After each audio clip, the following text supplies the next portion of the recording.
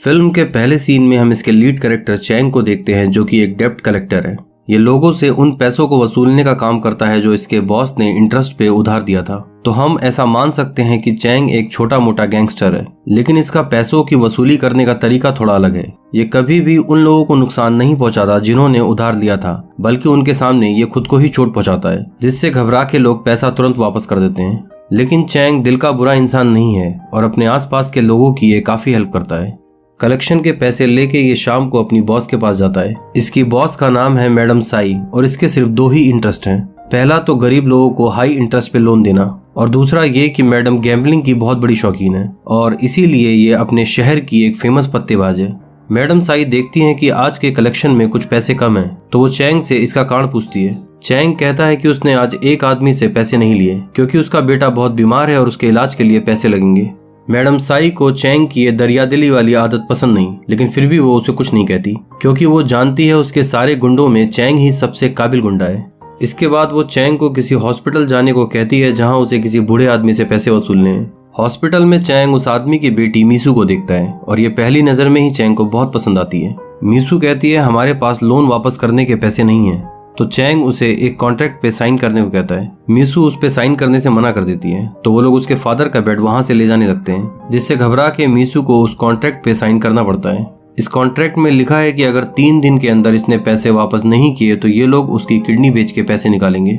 Chang को मीसू इतनी पसंद आ गई है कि वो एक तरफ बैठ के बस उसे ही घूर रहा है। उस रात अपने अंदर लगी आग को बुझाने के लिए चैंग एक प्रोस्टिट्यूट के पास जाता है। इस लड़की के पास ये अक्सर आया करता है, लेकिन आज उसका यहाँ बिल्कुल भी मन नहीं लगा। अगले दिन से वो छुप छुप के मीसू का पीछा करने लगता है। जब वो किसी रेस्टोरेंट में डिनर कर रही थी तो ये भी उससे मिलने वहां पहुंच जाता है। वो मीसू से कहता है मेरे पास तुम्हारे लिए एक जॉब है जिससे तुम अपना लोन जल्दी वापस कर पाओगी।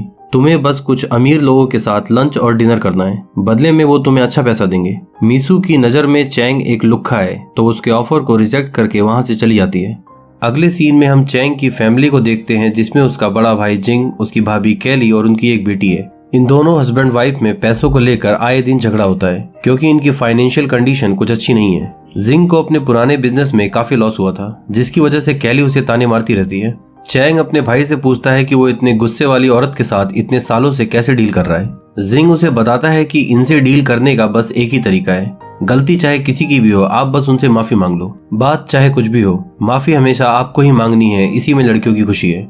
चैंग अपने भाई से ये गुरु मंत्र लेके मीसू से मिलने के लिए जाता है। रास्ते में चैंग की मुलाकात उसके फादर से भी होती है, जो कि एक प्राइवेट बस चलाते हैं। मीसू एक बैंक में काम करती है, तो चैंग वहां उससे मिलने आता है। वो अब तक की अपनी सारी गलतियों के लिए उससे माफी मांगता है। मीसू की नजर में तो ये एक गुंडा है, तो वो उसे इग्नोर करके यहाँ से जाने को कहती है, लेकिन वो वहाँ से नहीं जाता, तो इससे निपटने के लिए वो मैनेजर को बुलाती है। मैनेजर इस मौके का फायदा उठाते हुए मीसू के कंधे पे हाथ रख देता है, जिससे चैंग को और भी ज्यादा गुस्सा आता है। वो कैबिन के अंदर जाके मैनेजर से लड़ने लगता है और इसी वक्त मीसू पुलिस को कॉल कर देती है। चैंग का अपने कारनामों की वजह से पुलिस स्टेशन में आना जाना लगा रहता है, इसलिए पुलिस वालों से भी उसकी अच्छी जान पहचान है। वो मीसू की तसल्ली के लिए चैंग को थोड़ा समझा के यहाँ से जाने को कहता है। अगले सीन में चैंग की भतीजी उसको अपने रिपोर्ट कार्ड पे साइन करने को कहती है। क्योंकि उसके मार्क्स बहुत खराब हैं, तो वो अपने पेरेंट्स को ये रिपोर्ट कार्ड नहीं दिखाना चाहती। उस पे साइन करते वक्त चैंग के दिमाग में एक आइडिया आता है। वो उस रात एक खास तरह का कॉन्ट्रैक्ट पेपर तैयार करता है, जिसमें काफी सारे स्क्वायर शेप के ब्लैंक बॉक्सेस हैं। फिर अगले दिन वो मीसू से मिलके उसे अपना प्लान समझाता है। चैंग उससे कहता है कि तुम्हें मेरे साथ डेट पे चलना होगा और मैं हर बार एक ब्लैंक बॉक्स को फिल कर दूंगा। जब ये सारे बॉक्स फिल हो जाएंगे, उसी दिन तुम्हारे फादर का सारा डेप्ट भी माफ हो जाएगा। यानी कि चैंग मीसू के फादर का सारा डेप्ट खुद चुकाएगा और बदले में मीसू को उसके साथ डेट पे जाना होगा। मीसू को चैंग का यह आइडिया बहुत ही बेतुका लगता है, तो वो उस पे साइन करने से मना कर देती है और साथ ही उसके सर पे जूस गिरा के वहां से चली जाती है।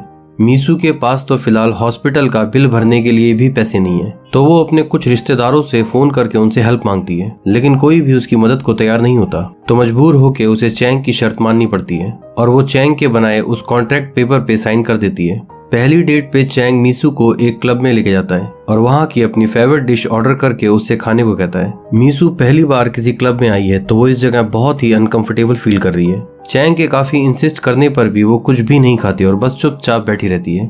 इसके बाद भी ये दोनों कुछ दिन तक डेट पे जाते हैं, लेकिन चैंग का इससे कोई भी फायदा नहीं हो रहा। बस कॉन्ट्रैक्ट पेपर के वो खाली बॉक्स भरते जा रहे हैं। चैंग को लगता है कि शायद उसकी हेयर स्टाइल में ही कुछ प्रॉब्लम है, तो वो अपने भाई की बार्बर शॉप पे जाके एक नया हेयर कट करवाता है।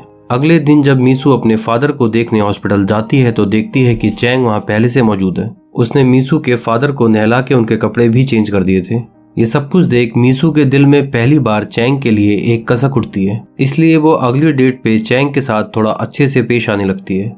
चैंग का काम अब धीरे धीरे बनने लगा था, लेकिन इसी बीच एक गड़बड़ हो जाती है। मैडम साई के भेजे कुछ गुंडे डेप्ट कलेक्ट करने के लिए एक दुकान में तोड़फोड़ मचा रहे थे। चैंग उन गुंडों की पिटाई करके दुकानदार और उसकी वाइफ को बचाता है। मीसू ने इस घटना के शुरुआती सीन मिस कर दिए थे, तो उसे ऐसा लगता है कि चैंग ने ही अपने आदमियों के साथ ये तोड़फोड़ मचाई है, इसलिए वो चैंग से फिर से नफरत करने लगती है।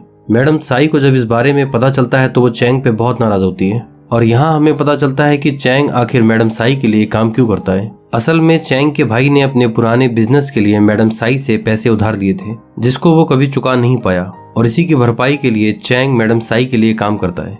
अगले दिन जब मीसू हॉस्पिटल जाती है तो देखती है कि चैंग उसके फादर को रूम से बाहर खुली हवा में लेके गया है। वो चैंग पे गुस्सा करते हुए कहती है कि तुम अब यहाँ कभी मत आना। चैंग को समझ नहीं आता कि मीसू उसके साथ इतना रूडली बिहेव क्यों करती है। चैंग उससे कहता है कि मैं ये सब कुछ दिखावे के लिए नहीं करता, बल्कि इसलिए करता हूँ क्योंकि मैं तुमसे प्यार करता हूँ। मीसू उसकी कोई बात सुने बिना अपने फादर को लेके वहाँ से चली जाती है। इसके 2 दिन बाद अपनी भड़ास निकालने के लिए वो नशे में फिर से हॉस्पिटल जाता है, लेकिन जब उसे पता चलता है कि मीसू के फादर अब नहीं रहे तो उसका सारा नशा उतर जाता है।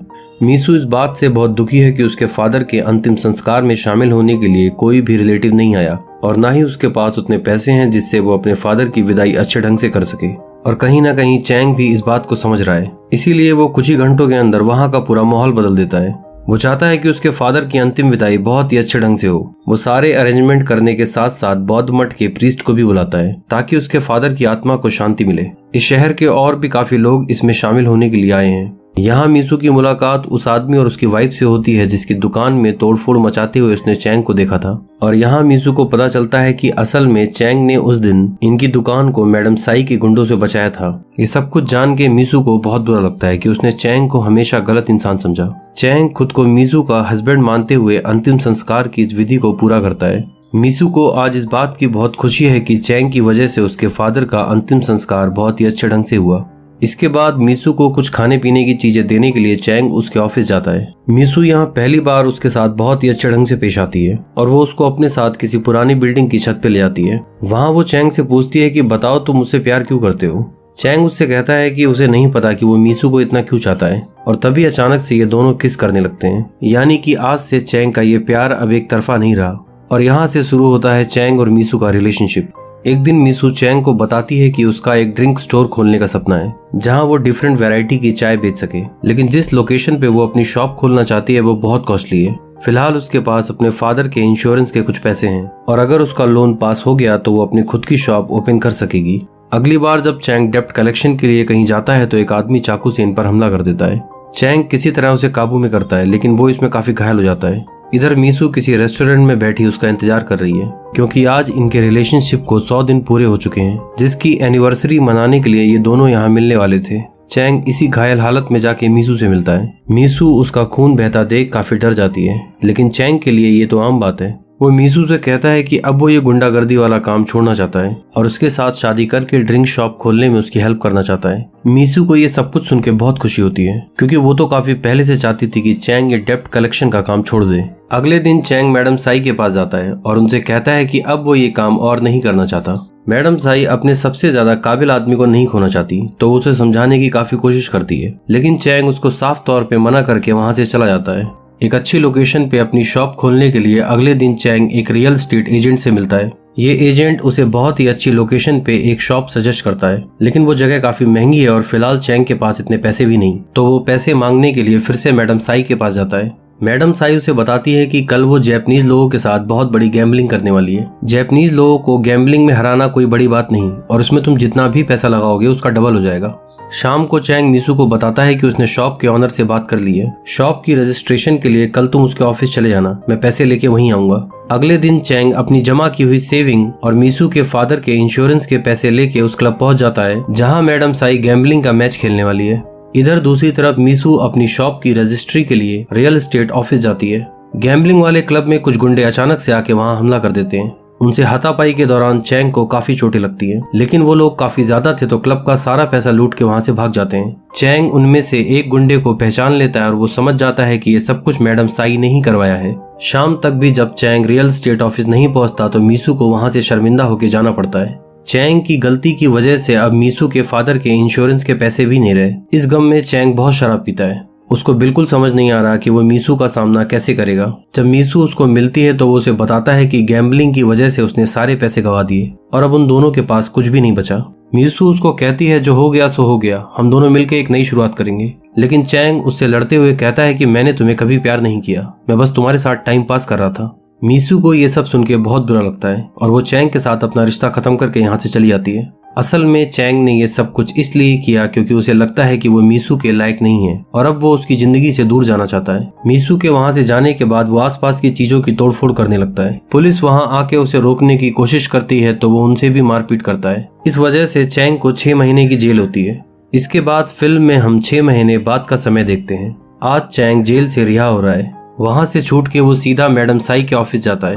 मैडम साई अपना पुराना काम छोड़ के अब इस शहर की मेयर बन चुकी है और अब वो एक काफी पावरफुल लेडी है। चैंग उससे कहता है कि जो पैसे उसने गैम्बलिंग में इन्वेस्ट किए थे वो उसके खुद के नहीं थे, तो वो पैसे अब उसे वापस चाहिए। मैडम साई उसे पहचानने से भी इनकार कर देती है और उसे यहाँ से जाने को कहती है। अगले दिन चैंग फिर से मैडम साई के ऑफिस जाता है और वहाँ बहुत तोड़फोड़ मचाता है। मैडम साई अपने आदमियों के साथ वहाँ पहुँच के उस पर बहुत नाराज होती है। चैंग उससे कहता है कि मुझे हर हाल में वो पैसे वापस चाहिए क्योंकि उसे वो किसी को लौटाने हैं। और यहाँ हमें पता चलता है कि जब चैंग जेल में था तब उसे पता लगा कि उसके ब्रेन में ट्यूमर है। ट्यूमर का साइज काफी बड़ा है तो उसके पास अब बस कुछ ही महीनों की जिंदगी बची है। मैडम साई को जब चैंग की बीमारी के बारे में पता चलता है तो उसको उस पर दया आ जाती है और वो उसके हिस्से का पैसा उसे वापस कर देती है। चैंग वो पैसा लेके मीसू से मिलने जाता है। मीसू को चैंग की बीमारी के बारे में पता नहीं और वो आज भी उससे बहुत नाराज है, इसलिए वो ये पैसे लेने से मना कर देती है। चैंग गिड़गिड़ाते हुए उसे रोकने की कोशिश करता है लेकिन वो उसकी कोई भी बात सुने बिना वहाँ से चली जाती है। चैंग के फादर की मेंटल कंडीशन अब ठीक नहीं है, इसलिए वो अक्सर पुलिस स्टेशन पहुंच के अजीब तरह की बातें करते हैं। घर पहुंच के चैंग को समझ आता है कि उसके भैया भाभी उसके फादर से नौकरों की तरह काम करवाते हैं। इस बात से गुस्सा होकर वो अपने भाई से लड़ने लगता है और उसकी पिटाई भी करता है। फिर वो अपने फादर से मिलके पूछता है कि ये सब कब से चल रहा है। वो बताते हैं कि अपनी बस ड्राइविंग की जॉब छोड़ने के बाद मैं फैमिली के लिए यूजलेस हो चुका हूँ। वो चैंग की तारीफ करते हुए कहते हैं कि तुमने अपने भाई को पीट के अच्छा किया, वो इसी लायक है, उसकी वजह से हमारी फैमिली कभी स्टेबल नहीं हो पाई। चैंग अपनी बीमारी के बारे में बता के अपनी फैमिली को दुखी नहीं करना चाहता, इसलिए वो ब्रेन ट्यूमर वाली बात सबसे छुपा के रखता है। अगले दिन चैंग जब ये शहर छोड़ के जा रहा था तो मीसू को किसी लड़के के साथ एक रेस्टोरेंट में बैठा देखता है। वो समझ जाता है कि मीसू अब अपनी लाइफ में आगे बढ़ चुकी है और शायद अब वो किसी और को डेट करने लगी है। वो रोते हुए वहाँ से आगे बढ़ता है कि तभी उसकी नाक से खून बहने लगता है और वो तड़पता हुआ बेहोश होकर वहीं गिर जाता है। जब उसकी आंख खुलती है तो खुद को वो एक हॉस्पिटल में पाता है। नर्स से उसे पता चलता है कि यहाँ उसको उसकी पुरानी गर्लफ्रेंड मीसू लेकर आई थी और अब मीसू को भी उसके ब्रेन ट्यूमर के बारे में पता चल चुका है। मीसू जब तक पेपर वर्क पूरा करके वहाँ वापस आती है, चैंग वहाँ से जा चुका था। नर्स से पूछने पर उसे पता चलता है कि वो बस स्टॉप गया है। वो दौड़ते हुए बस स्टॉप की तरफ जाती है। उसे इस बात का बहुत पछतावा है कि चैंग के जेल से वापस आने के बाद उसने उसके साथ बहुत बुरा व्यवहार किया। वो जल्दी से बस स्टॉप पहुंच के चैंग को ढूंढ लेती है और उससे गले लग के रोने लगती है। मीसू और चैंग अभी बहुत इमोशनल हैं क्योंकि इन्हें पता है ये एक दूसरे से बहुत प्यार करते हैं, लेकिन अब इनका कोई फ्यूचर नहीं है क्योंकि चैंग बस कुछ ही दिनों का मेहमान है। बचे कुछ ही दिन ये दोनों साथ रहने का फैसला करते हैं। मीसू चैंग का उसी तरह से देखभाल करती है जैसे चैंग उसके फादर का किया करता था। चैंग की हालत दिन ब दिन खराब होती जा रही है, लेकिन मीसू आज भी उसके साथ है। एक दिन वो चैंग के लिए उसकी फेवरेट डिश बना के हॉस्पिटल जाती है, लेकिन मीसू के यहाँ पहुँचने से पहले चैंग अपनी अंतिम सांसें ले चुका था। यानी कि चैंग अब इस दुनिया में नहीं रहा और उसके काफी सारे चाहने वाले उसके फ्यूनरल में शामिल हुए हैं। चैंग के फादर अपने जवान बेटे की मौत से बहुत दुखी हैं और उन्हें याद आता है कि जाने से पहले चैंग ने उनसे कहा था कि उसकी गर्लफ्रेंड मीसू का इस दुनिया में कोई नहीं है, तो मेरे मरने के बाद आप उसके साथ ही रहना ताकि वो खुद को कभी अकेला महसूस ना करे। चैंग के फादर भी उसके फ्यूनरल में शामिल होना चाहते हैं, लेकिन जिंग उन्हें ऐसा करने से रोकता है। इसके कुछ दिन बाद चैंग के बड़े भाई जिंग के नाम पर एक पार्सल आता है। जब वो उसको खोल के देखता है तो फूट फूट के रोने लगता है। चैंग ने मरने से पहले अपने भाई की बार्बर शॉप के लिए एक ट्यूबलाइट ऑर्डर की थी। चैंग ने हमेशा अपने आसपास के लोगों का ख्याल रखा, लेकिन जिंग और उसकी वाइफ से उसको कभी भी वो प्यार नहीं मिला जिसका वो हकदार था। फिल्म के आखिरी सीन में हम चैंग के फादर को मीसू के साथ देखते हैं। ये साल का पहला दिन है। और मीसू सेलिब्रेट करने के लिए उन्हें अपने घर लेके जा रही है। चैंग के साथ अपने पुराने दिनों को याद करते हुए मीसू की आंखों से आंसू बह रहे हैं और इसी इमोशनल एंडिंग के साथ ये फिल्म यहाँ पे समाप्त होती है।